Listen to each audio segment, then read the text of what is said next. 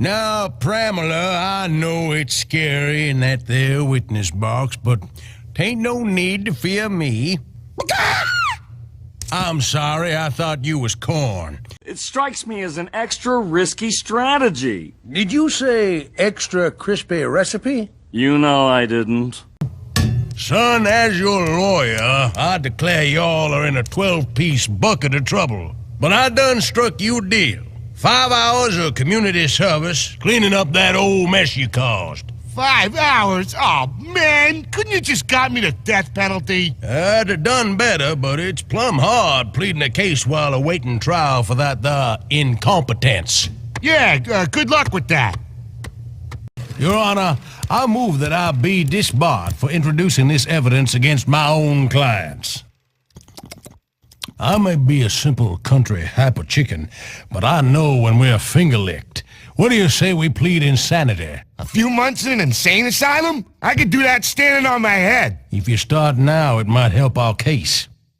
Counselor, what evidence do you offer to support this new plea of insanity? Well, for one, they done hired me to represent them. No further questions?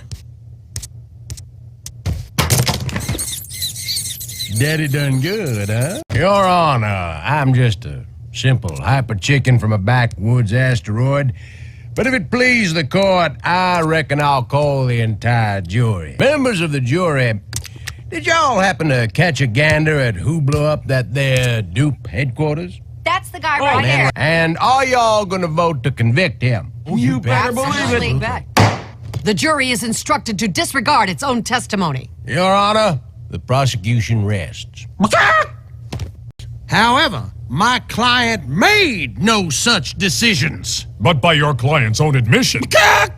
You see, Bender here is what is known in scientific circles as a robot. A mere automaton whose behavior is pre-programmed by his software. He has no free will. He cannot decide to engage in criminal behavior. How, I say, how can you convict him for his actions when he lacks the free will to undertake those actions? The bending unit in question. We don't know where the hell he is. Your Honor, that is something we cannot doodle-do.